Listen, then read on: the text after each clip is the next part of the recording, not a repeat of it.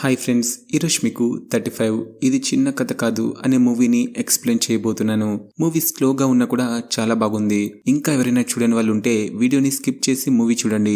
మీరు మన ఛానల్ ని ఫస్ట్ టైం చూస్తున్నట్లయితే లైక్ చేసి సబ్స్క్రైబ్ చేసుకోండి. అలాగే తప్పకుండా బెల్ ని ఆన్ లో పెట్టుకోండి. అప్పుడే నేను ఏ వీడియో పెట్టినా మీకు నోటిఫికేషన్ వస్తుంది. సో ఇక లేట్ ఎందుకు, మరి స్టోరీ వినిద్దాం పదండి. మూవీ స్టార్ట్ అవ్వగానే తిరుపతిలో ఉంటున్న సరస్వతి ఫ్యామిలీని చూపిస్తారు. సరస్వతికి ఇద్దరు పిల్లలు, అరుణ్, వరుణ్. ఇద్దరు కూడా చాలా అల్లరి పిల్లలు. ఇక సరస్వతి హస్బెండ్ ప్రసాద్ ఏమో బస్ కండక్టర్ గా జాబ్ చేస్తూ ఉంటాడు. ఒకరోజు అరుణ్ వాళ్ళ అమ్మ నాన్న దేవుడికి చాలా గట్టిగా మొక్కుతారు. దేవుడా, ఈ రోజు నా కొడుకుని పాస్ చేపించు అని. ఈ రోజే ఎందుకంటే ఇవాళ అరుణ్ మ్యాథ్స్ ఎగ్జామ్ రాయబోతున్నాడు కాబట్టి అరుణ్ ఫాస్ట్ గా లేచి పాలు తాగి స్కూల్ కి వెళ్ళడానికి రెడీ అవుతాడు. అప్పుడు సరస్వతి వచ్చి, చూడు అరుణ్, ఎగ్జామ్ మెల్లిగా రాసి మళ్ళీ రీచెక్ చేసుకో సరేనా, ఎలాగైనా ఈ ఎగ్జామ్ పాస్ అవ్వాలి అని చెప్పి స్కూల్ కి పంపిస్తుంది. కానీ అరుణ్ పెన్సిల్ బాక్స్ మర్చిపోవడంతో ప్రసాద్ కి ఇచ్చి ఇవ్వమని సైగ చేస్తుంది. ఎందుకంటే వాళ్ళిద్దరూ మాట్లాడుకోరు. ప్రసాద్ ఆ బాక్స్ ని తీసుకెళ్లి అరుణ్ కి ఇస్తాడు. అరుణ్ కూడా వాళ్ళ డాడ్ తో మాట్లాడాడు. ఇక ఎగ్జామ్ కి టైం అవడంతో ప్రసాదే డ్రాప్ చేస్తా అని చెప్పి తీసుకెళ్తాడు. కానీ మధ్యలో వాళ్ళ స్కూటీకి యాక్సిడెంట్ అవుతుంది. దాంతో అరుణ్ అన్కాన్షియస్ లోకి వెళ్లిపోతాడు. కట్ చేస్తే ఫ్లాష్ బ్యాక్ ని చూపిస్తారు. అరుణ్ కి తిరుపతిలో వాళ్ళ నాన్న గుండు గీయిస్తూ ఉంటాడు. అప్పుడు అనుకోకుండా అరుణ్ కి బ్లేడ్ కోయడంతో బ్లడ్ వస్తుంది. దాంతో సరస్వతి భరించలేక తనే బ్లేడ్ తీసుకుని తన కొడుక్కి గుండు గీస్తుంది. ఆ తర్వాత సరస్వతి దగ్గరికి వాళ్ళ అన్నయ్య వచ్చి అరుణ్ ని వేద పాఠశాలలో జాయిన్ చేపిద్దాం, వాడికి మంత్రాలు నేర్చుకున్నట్టు ఉంటుంది, సర్టిఫికేట్ కూడా వస్తుంది, అలాగే వాళ్ళే 2 lakhs ఇస్తారు. అయినా ఇప్పుడు జనరేషన్ మారుతుంది కదా, ఫ్యూచర్ లో AI వస్తుంది, అప్పుడు సాఫ్ట్వేర్ జాబ్స్ ఊడిపోతాయి. అందుకే వాడికి వేద మంత్రాలు నేర్పిస్తేనైనా ఫ్యూచర్ లో బాగుంటాడని కొన్ని సలహాలు ఇస్తాడు. అయినా సరస్వతి ప్రసాద్ వినకుండా అరుణ్ బాగా చదువుకోవాలని స్కూల్లో జాయిన్ చేపిస్తారు. అలా రోజులు గడుస్తున్న కొద్దీ పిల్లలు తీట పనులు చేస్తూ ఉంటారు. అయినా కూడా వాళ్ళ అమ్మా నాన్న ఏమీ అనరు. ఇద్దరు కొడుకుల్ని అల్లారు ముద్దుగా పెంచుకుంటారు. నెక్స్ట్ అరుణ్ వాళ్ళ నాన్న అరుణ్ ని ట్యూషన్ లో జాయిన్ చేపిస్తాడు. ఆ ట్యూషన్ లో కొడతారని తెలిసి ప్రసాద్ అరుణ్ ని ట్యూషన్ కి పంపించాడు. అలా అరుణ్ 4th క్లాస్ వరకు వచ్చేస్తాడు. 4th క్లాస్ లో అరుణ్ కి మ్యాథ్స్ లో 0 వస్తాయి. దాంతో ప్రసాద్ అరుణ్ కి 0 వచ్చినందుకు చాలా బాధపడతాడు. ఇక అరుణ్ 5th కి వచ్చేస్తాడు. 5th క్లాస్ లో కూడా మనోడికి 0 మార్క్సే రావడంతో సరస్వతి కూడా బాధపడుతుంది. ఒకరోజు ప్రసాద్ అరుణ్ దగ్గరికి వెళ్లి, రే నాన్న, బాగా చదువుకొని పాస్ అవ్వచ్చు కదరా అని అడిగితే, ఏం పాస్ అవ్వాలి నాన్న, స్కూల్లో అందరూ తప్పులే చెప్తున్నారు, నేనే కరెక్ట్, చదువు చెప్పే టీచర్సే సరిగా చెప్పట్లేదు, నేను పెద్దయ్యాక అన్ని నెంబర్స్ మార్చేయాలి అని పెద్ద పెద్ద మాటలు మాట్లాడతాడు. దాంతో ప్రసాద్ కి తన కొడుకుని చూసి బాధేస్తుంది, ఎందుకిలా తయారవుతున్నాడని. నెక్స్ట్ సీన్ లో స్కూల్లో కొత్తగా జాయిన్ అయిన మ్యాథ్స్ టీచర్ చాణక్యని చూపిస్తారు. మనోడు చాలా సీరియస్ పర్సన్. వచ్చిన మొదటి రోజే పిల్లల్ని పేరు పెట్టి పిలవకుండా ఆ పిల్లలకి మ్యాథ్స్ లో ఎన్ని మార్కులు వచ్చాయో వాటిని పేర్లుగా పిలుస్తాడు. అంటే మన అరుణ్ కి 0 వచ్చింది కాబట్టి రే 0 అని పిలుస్తాడు. అంతేకాదు, చదువు వచ్చిన వాళ్ళని ఒక సైడు, రాని వాళ్ళని మరొక సైడు కూర్చోబెడతాడు. ఇక మొత్తానికి చదువు రాని వాళ్ళని ఇగో మనోడ్ల వెనకాల నిలబెడతాడు. సేమ్ మార్క్స్ వచ్చిన వాళ్ళని నెంబర్ తో పాటు వాళ్ళ పేర్లోని మొదటి లెటర్ తో పిలుస్తాడు.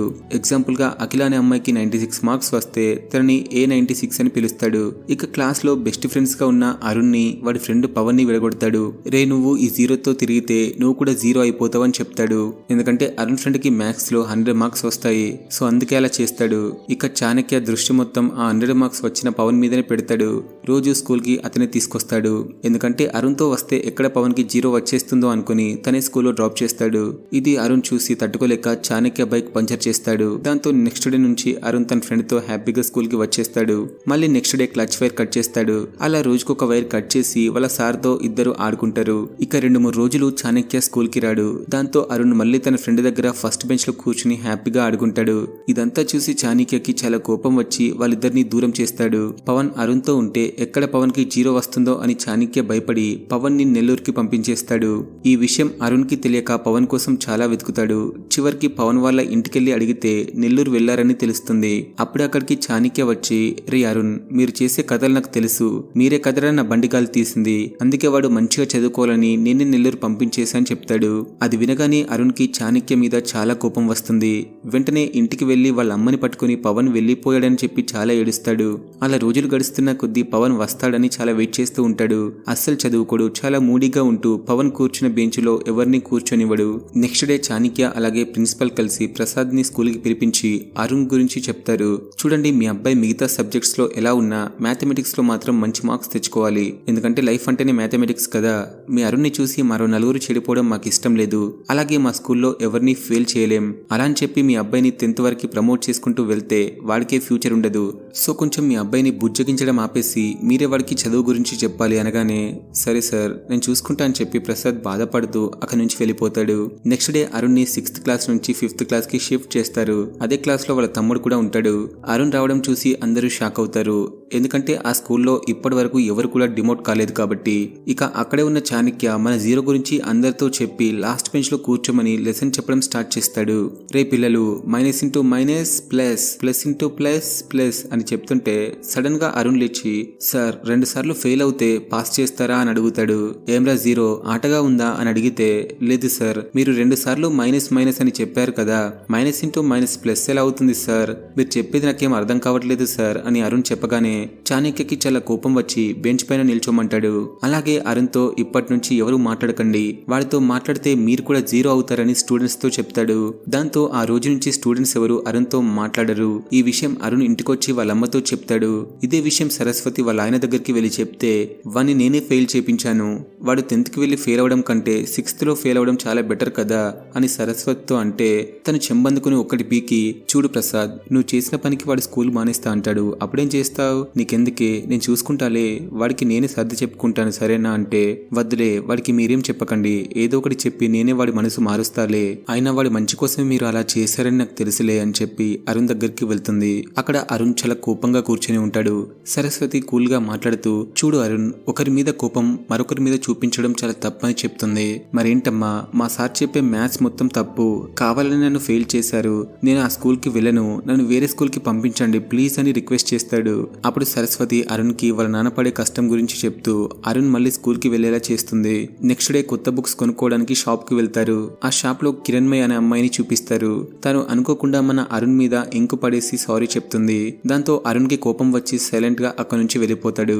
నెక్స్ట్ డే తొట్టి గ్యాంగ్ అంతా కలిసి బాత్రూమ్ లో అరుణ్ గురించి వరుణ్ తో మాట్లాడుతూ ఇలా అంటారు, రే వరుణ్, మీ అన్న మన గ్రూప్ లో సెట్ అవ్వడ్రా, వాడు మనకంటే చాలా పెద్దవాడు, అంతేకాదు వాడికి క్రికెట్ ఆడడం రాదు, మనతో కలిసి ఉండడం రాదు, కాపీ కొట్టడం రాదని మాట్లాడుతూ ఉండగా అరుణ్ వాష్రూమ్ లో నుంచి బయటకు వచ్చి ఆ తొట్టి గ్యాంగ్ కి వార్నింగ్ ఇస్తూ రే నేను మీ గ్రూప్ లో చేరుతానని నేను ఎప్పుడైనా చెప్పానారా, అయినా మీరేంట్రా నాతో మాట్లాడేది, నేనే మీతో మాట్లాడను పోన్రా అని చెప్పి కోపంగా వెళ్ళిపోతాడు.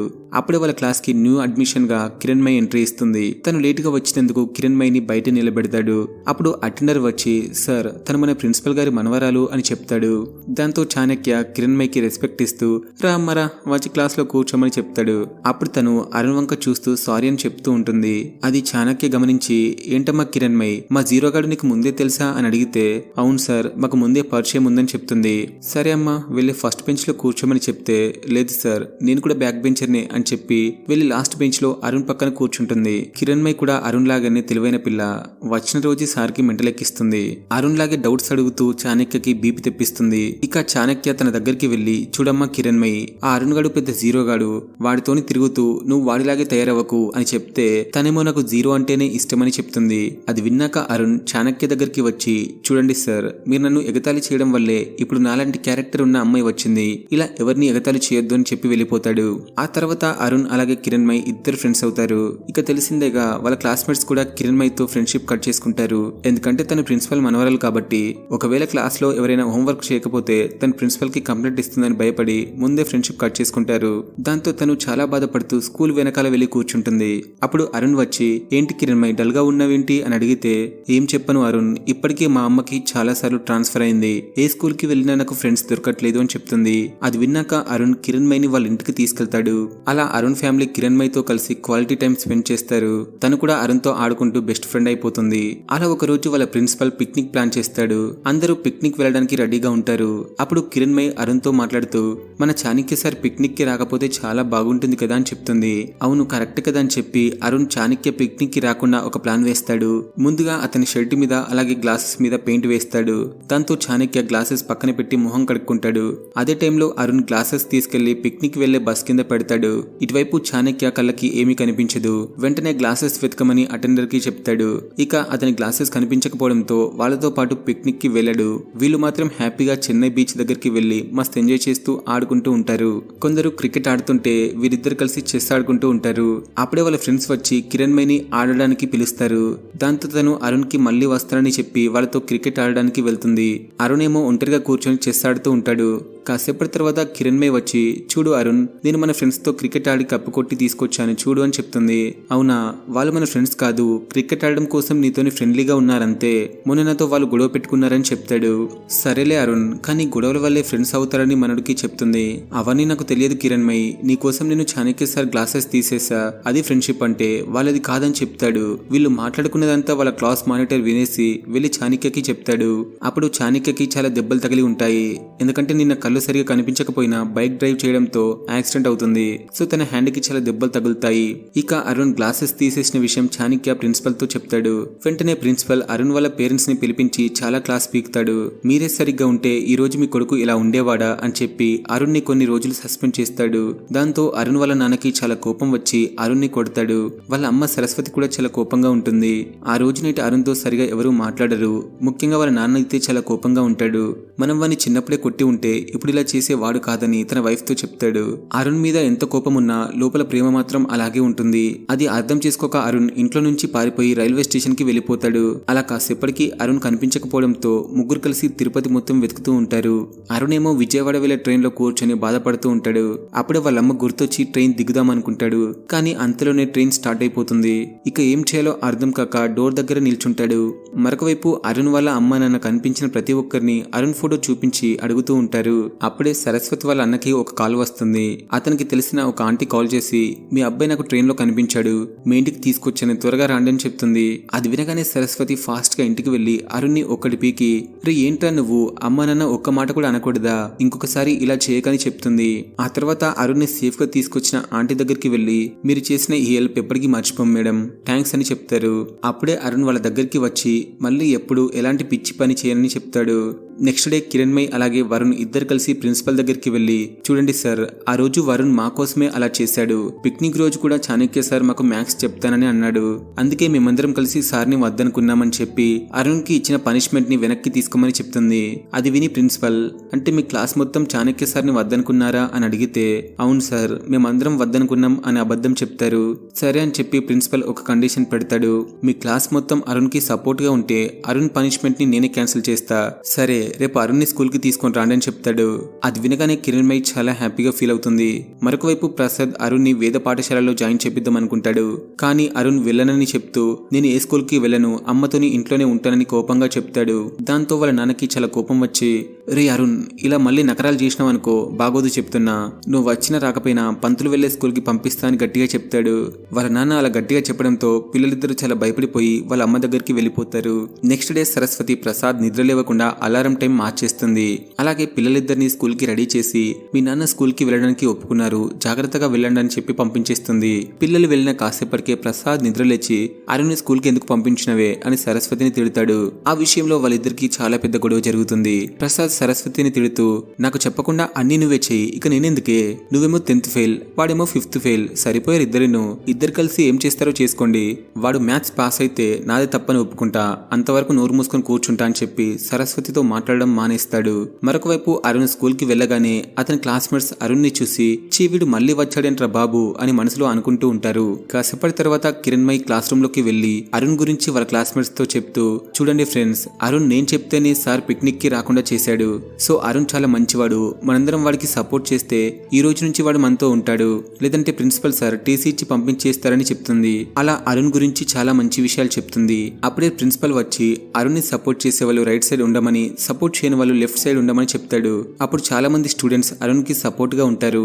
ఒక ముగ్గురు చదువు బిడ్డలు మాత్రం అరుణ్ కి సపోర్ట్ చేయరు. వాళ్ళు అలా సపోర్ట్ చేయడం చూసి ప్రిన్సిపల్ ఆశ్చర్యపోతాడు. అలాగే వరుణ్ తో చాణక్యకి సారీ చెప్పిస్తాడు. అప్పుడు చాణక్య అరుణ్ కి ఒక కండిషన్ పెడతాడు. ప్రిన్సిపల్ సార్, అరుణ్ 35 మార్క్స్ తెచ్చుకుంటే బాగుంటుంది, వాడు స్కూల్ కి వచ్చి కనీసం 35 పాస్ మార్క్స్ కూడా తెచ్చుకోకపోతే వాడు వచ్చి ఏం లాభం అని అడుగుతాడు. అది కూడా కరెక్టే కదా, చూడు అరుణ్, చాణక్య సార్ చెప్పినట్టే నువ్వు పాస్ మార్క్స్ తెచ్చుకుంటే చాలా మంచి స్టూడెంట్ అవుతావు, ఆల్రెడీ క్లాస్ లో మంచి పేరు తెచ్చుకున్నావు, ఆ పాస్ మార్క్స్ ఏదో తెచ్చుకుంటే ఇంకా బాగుంటుంది కదా అని చెప్తాడు. అప్పుడు మనడు అందరికీ ఒక స్పీచ్ ఇచ్చి వాడి తరపున అందరికీ సారీ చెప్పి, మీరంతా నాకు సపోర్ట్ గా ఉన్నందుకు చాలా థ్యాంక్స్, నేను రేపటి నుంచి స్కూల్ కి రావట్లేదు, నాకు ఈ మ్యాథ్స్ రాదు, అలాగే మార్క్స్ కూడా రావని చెప్తాడు. మరొక వైపు సరస్వతి అరుణ్ ని కాపాడిన ఆంటీ దగ్గరికి వెళ్లి, మా అబ్బాయికి ఏం చెప్పి ఆ రోజు తీసుకొచ్చారో గానీ వాడికి మీరంటే చాలా ఇష్టం, మీరే ఎలాగైనా వాడికి మ్యాథ్స్ నేర్పించాలని అడుగుతుంది. కానీ తను, నేనెందుకు నేర్పించాలి, తల్లివి నువ్వు ఉన్నావుగా, నువ్వే నువ్వే నేర్పించు, నేను నీకు సపోర్ట్ గా ఉండి అన్ని నేర్పిస్తా అంటుంది. ఆ తర్వాత సరస్వతి ఇంటికి వెళ్లి ప్రసాద్ తో మాట్లాడడానికి చాలా ట్రై చేస్తుంది. కానీ ప్రసాద్ మాత్రం ఏమీ మాట్లాడాడు. దాంతో తను చాలా ఏడుస్తుంది. అప్పుడే అరుణ్ పరిగెత్తుకుంటూ వచ్చి అమ్మ ఇన్ని రోజులు నన్ను జీరో జీరో అని ఆట పట్టించిన వాళ్లే ఈ రోజు నన్ను హీరోని చేశారని చాలా హ్యాపీగా చెప్తాడు.